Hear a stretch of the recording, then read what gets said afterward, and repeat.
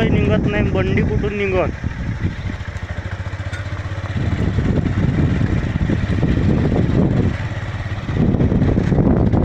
हे कोंग्या अंतर नालीचं याचं गंजईचे.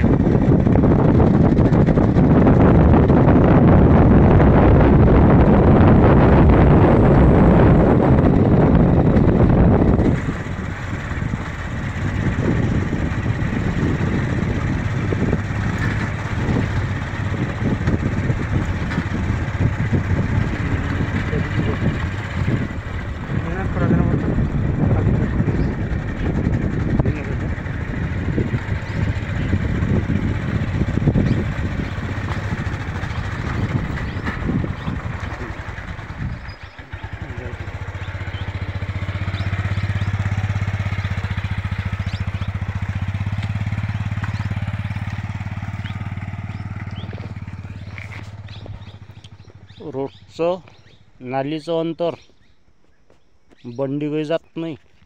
बरसातचा टाईम आहे, पेरणीच्या टायमात कोणी काही बंड्या जाऊ देत नाही साहेब वावरातून. उन्हाळ्याभर नेल्या. ह्या ठेकेदाराला फोन लावतो, ठेकेदार म्हणते उद्या माणसं येते, परवा माणसं येते. 15 दिवस झाले गंज येऊन पडले आहे, काम काही करून नाही राहिला. ह्या माणसाईनं चाटा दिल्या, ह्या माणसाईनं चाटा दिल्या करून सांगते. हो, ह्या काही रोडचे कामं करत नाही. काय करायचं आहे तुम्हाला, तुम्ही करून घ्या म्हणते. आम्हाला उपाय सांगा काय आहे. तर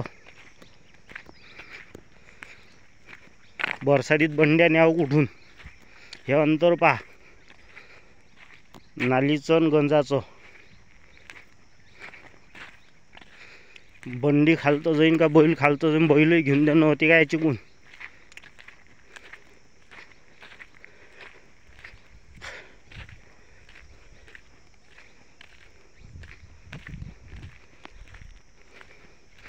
मुरुम टाकला, कुठं गोटे नाही टाकले, कुठे तसेच मुरुम टाकून ठेवून दिला.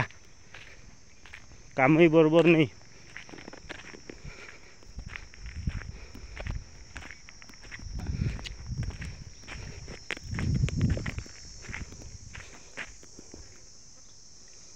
इकून गंज दोन्ही इकून हे, इकून नाली तिकून गंज.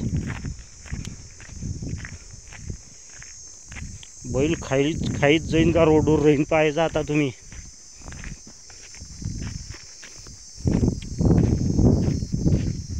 कয়েকটা फोन केले तो म्हणते ते करून घ्या.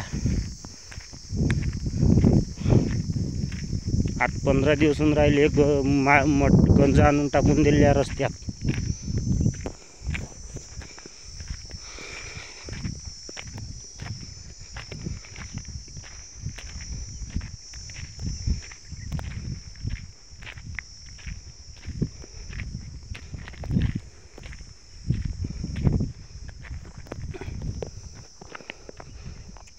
ह्या गंज स्वतः आम्ही बघाई गेला पावड्यानं.